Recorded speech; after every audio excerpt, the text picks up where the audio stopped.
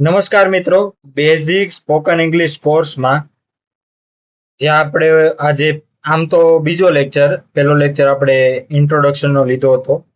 ઇન્ટ્રોડક્શનમાંથી જ આપણે ઘણું બધું હોમવર્ક આપ્યું હતું અને તમે કર્યું પણ છે. ઘણા બધા મને વોટ્સઅપમાં પણ મોકલ્યું છે.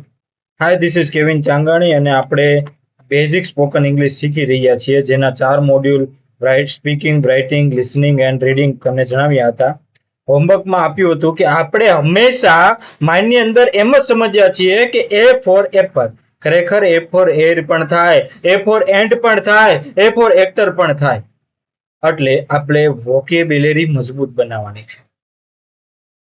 કોઈ પણ સ્પેલિંગ હોય ને એ આ 26 લેટરની બહાર ન હોય. એટલે આપણે સૌપ્રથમ હોમવર્ક એવું આપ્યું હતું કે ABCD આ 4 ના 20 વર્બ્સ એટલે ટોટલ 80 વર્બ્સ મને વોટ્સઅપમાં મોકલવા, આ નંબર ઉપર મોકલવાના હતા.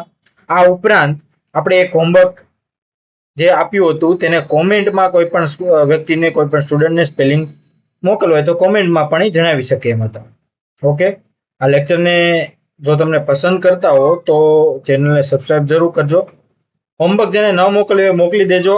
કાલનું હોમવર્ક એ છે કે EFGH આ બધા જ EFGH ના 20 વર્બ્સ એટલે ટોટલ 80 વર્બ્સ થશે.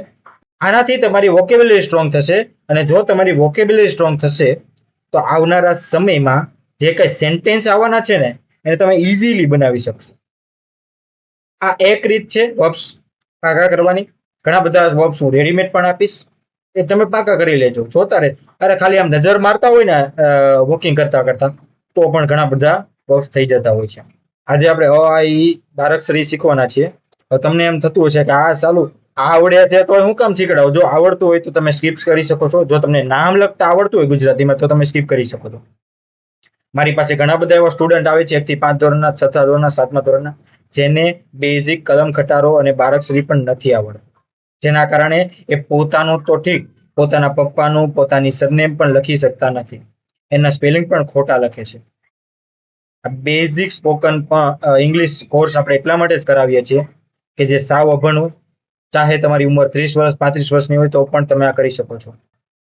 વધારે સમય વેસ્ટ ન કરતા આપણે આપણા સ્પોકન ઇંગ્લિશના બીજા લેક્ચરની શરૂઆત કરીએ. સૌપ્રથમ આ લખ્યું છે અ. અહીંયા તમે જોઈ શકો છો, પહેલું જ લખ્યું છે અ. લખ્યું છે, જોયું? અનો શું થાય? એ થાય. ABCD માં જે પહેલો લેટર આવે એ અ નો થાય. એટલે ગુજરાતીમાં અ આ ઈ ઉ આપણે બોલીએ એની વાત કરી રહ્યા છીએ. અ નો શું થાય? એ. હવે આ આવે તો ડબલ એ આવે. શું આવે? ડબલ એ. હવે અહીંયા જોજો, ધ્યાનથી જોજો વિદ્યાર્થી મિત્રો, બહુ જ ઇન્ટરેસ્ટિંગ, બહુ જ મજા આવે એવું છે. એક વાર એક અક્ષર આવ્યો એ, બીજી વાર 2 અક્ષર આવ્યા ડબલ એ. ઈ એક વાર આ આવ્યો, ઈ ડબલ ઈ આવ્યો. એક વાર એક લેટર, એક વાર 2 લેટર, એક વાર એક લેટર, એક વાર 2 લેટર. હવે ફરી પાછો એક લેટર ઉ, પછી ઉ તો બે ડબલ લેટર, એક લેટર ડબલ લેટર, એક લેટર ડબલ લેટર, એક લેટર ડબલ લેટર. એટલે કે અહીંયા એક જ અક્ષર, એટલે કે અહીંયા માત્ર એક જ એ છે. જો અહીંયા એક જ એ, પછી અહીંયા ડબલ વાર double A, I double E U double O. A નો થાય ઈ, આઈ નો થાય એ આઈ, એ આઈ. ઓ નો થાય ઓ નો ઓ, યાદ રહી જવું જોઈએ. ઓ નો ઓ. પછી ઓ ની માત્રે 2 માત્રા હોય તો એ યુ, એ યુ. અહમ હોય, 1 મીંડું હોય તો એ એન, 2 મીંડા હોય તો એ એચ. એને એ એમ પણ કહી શકાય છે. ઘણી વખત એ એમ પણ આવી શકે છે. હવે હજી તમને ન સમજાણું હોય તો બહુ મગજ ઘસવાની જરૂર નથી. જેમ જેમ નામ આપણે બનાવતા જઈએ ને એમ ઓટોમેટિકલી આવડતું જાય. હવે કરવાનું છે શું?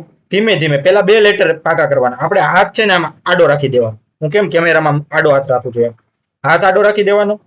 પેલો લેટર છે અ, તો એનો એકનો એ થાય. બીજા લેટરનો ડબલ એ થાય. પછી પાછો એક અક્ષર આવ્યો આઈ, પછી ડબલ અક્ષર ડબલ ઈ. જો સમજો, ધ્યાનથી નિરીક્ષણ કરજો. તમે 10 વાર નિરીક્ષણ કરશો ને, ચાટી ઠોકીને કહું છું આવડી જશે.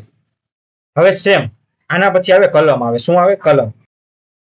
જ્યારે આપણે સ્વર કમ્પ્લીટ કરી લીધા અ આ ઈ વાળા, એમાં આપણે જોયું કે એક વાર એ આવે છે, એક અક્ષર જો, પછી 2 વાર એ આવ્યો, પછી એક વાર આ આવ્યો, પછી 2 વાર ડબલ ઈ આવ્યો, એક વાર યુ આવ્યો, પછી 2 વાર ડબલ ઓ આવ્યો, એક વાર એક લેટર, બીજી વાર ડબલ લેટર.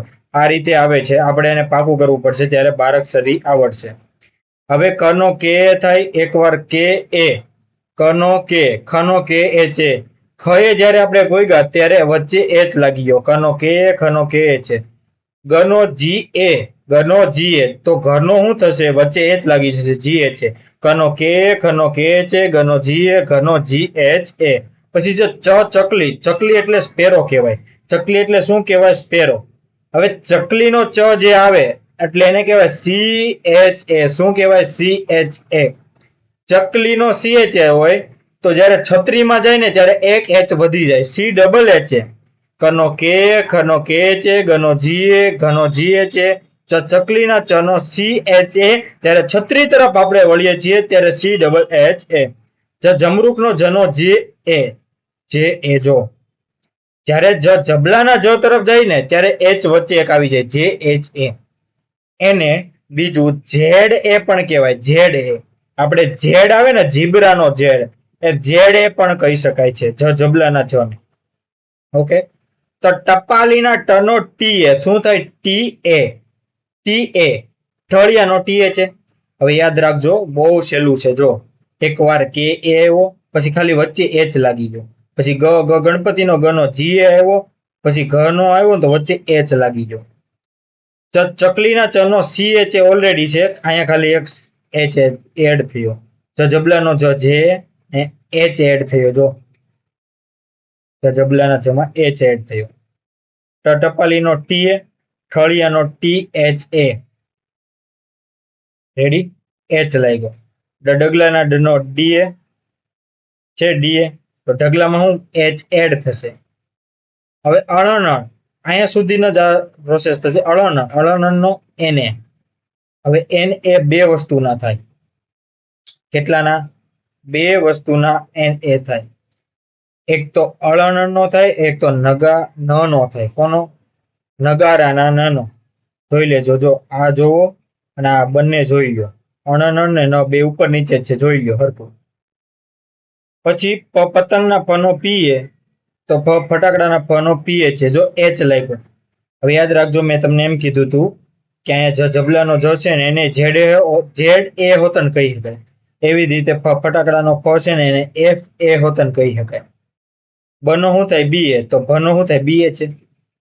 સિમ્પલ છે. એચ વચ્ચે લાગી જાય. મરચાનો એમ એ, તો યનો વાય એ, રનો આર એ, લનો એલ એ, વનો વી એ, વનો બી એ, લનો એલ એ, રનો આર એ, યનો વાય એ, શરણાઈનો સ, એનો એસ એચ એ, ષટકોણનો એસ એચ એ. બે સ છે ને, બે સ, ટોટલ 3 સ આવે. એમાંથી બે સ છે ને એમાં એસ એચ એ આવે, અને જે ત્રીજો સ છે એમાં ખાલી એસ એ આવશે. ત્રીજા સમાં શું આવશે? ઓનલી ફોર એસ એ આવશે. ત્રીજા સમાં શું આવશે? ઓનલી ફોર એસ એ આવશે. ઓકે, સમજાઈ ગયું? પછી હરણનો આવશે. કોનો? હરણનો. હરણના હનો થાય એચ એ. શું થાય? હરણના હનો એચ એ થાય. હવે અહીંયા સુધી આશા છે કે તમને બધાને જ જે કલમ છે એ સમજાઈ ગયો હશે. હવે આપણે આગળ વધીએ બારાક્ષરી તરફ. ક્યાં વધવું છે આગળ? આપણે બારાક્ષરી તરફ. હું બેઝિક થોડું ઘણું ઓવરવ્યુ સમજાવી દઉં. તો બારાક્ષરી આવડતી હશે તો નામ લખતા આવડશે. હવે આપણે જોઈએ કનો કે જોયો તો, ખનો કે જે જોયો તો, ગનો જી એ જોયો તો, ઘનો જી એ જે જોયો તો. હવે આપણે જે કલમ કટારો જોયો ને આખી પહેલી લાઈન આવી ગઈ. જો આ પહેલી લાઈન જે છે ને ઊભી, આડી નહીં, ઊભી, બધી પહેલી લાઈન આખો કલમ કટારો. હવે કા આવ્યો. શું આવ્યો? કા. શું આવ્યો? કા. તો ડબલ એ આવ્યા. મેં તમને કીધું હતું માં જે ઉપર આવશે ને, જો અનો આમાં એક એ આવ્યો તો નીચે કમાં એક એ આવ્યો, ખમાં એક એ આવ્યો, ગમાં એક એ આવ્યો. આવ્યું? આવે છે કે નહીં? એવી જ રીતે કી આ બધામાં જો બધું ટોટલી બારાક્ષરી છે ને ડિપેન્ડ કરે છે અ આ ઈ ઉપર. તેના ઉપર અ આ ઈ ઉ એ એના ઉપર.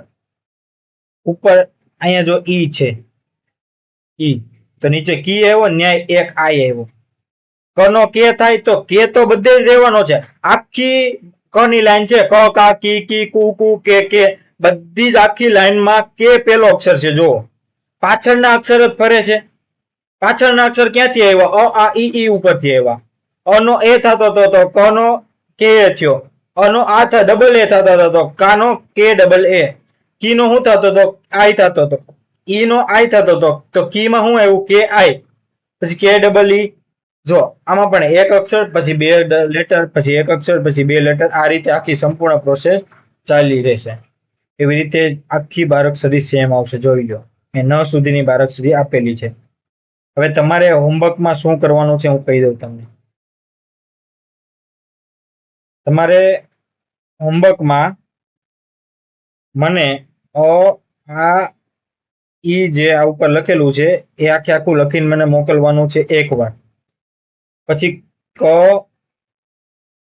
કા ક ખ ગ ઘ આ એકવાર લખીને મને મોકલવાનું છે મોબાઈલમાં, અને કોમેન્ટમાં પણ તમે લખી શકો છો.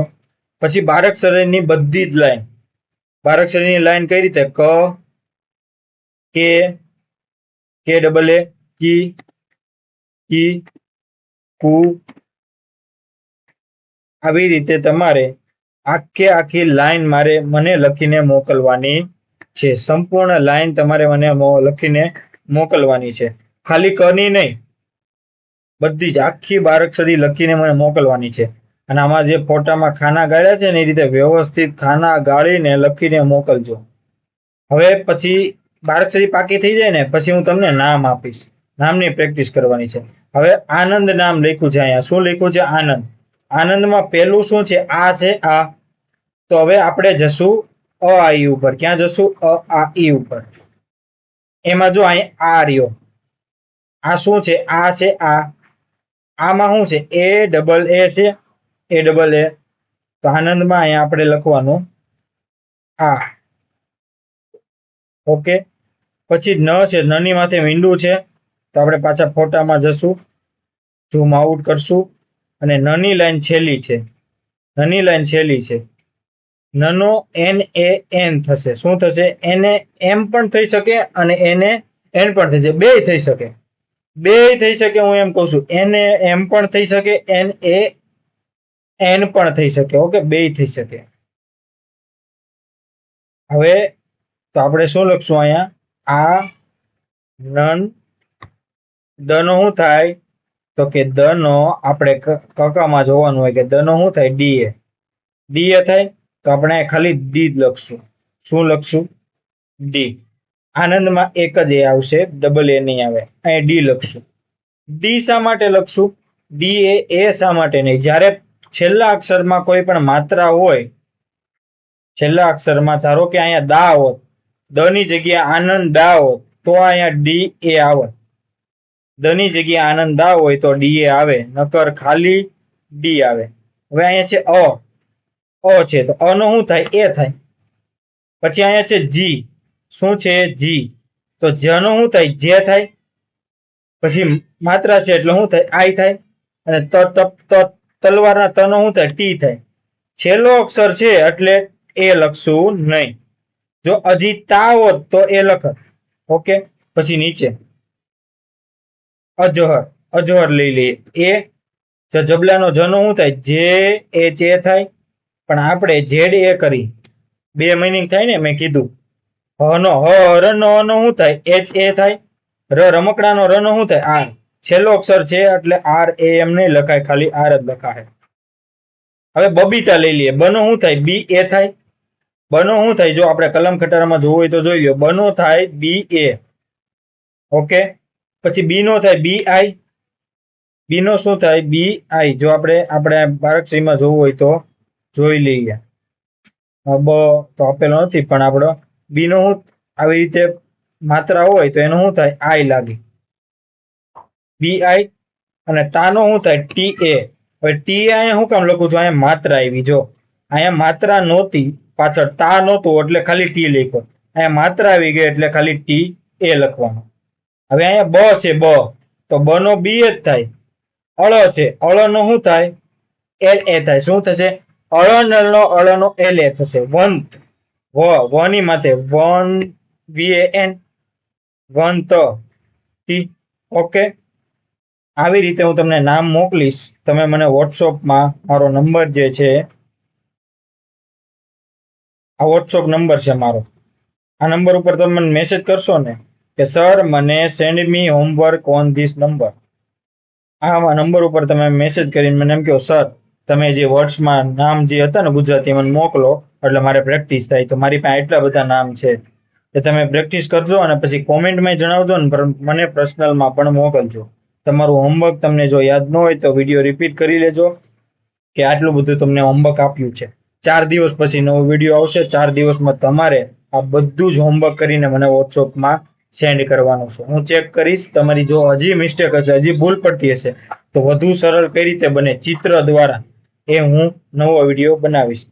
તમને વિડીયો સારો લાગતો હોય તો લાઈક, શેર અને સબસ્ક્રાઇબ જરૂર કરજો અને કોમેન્ટમાં જરૂર જણાવજો. ધન્યવાદ.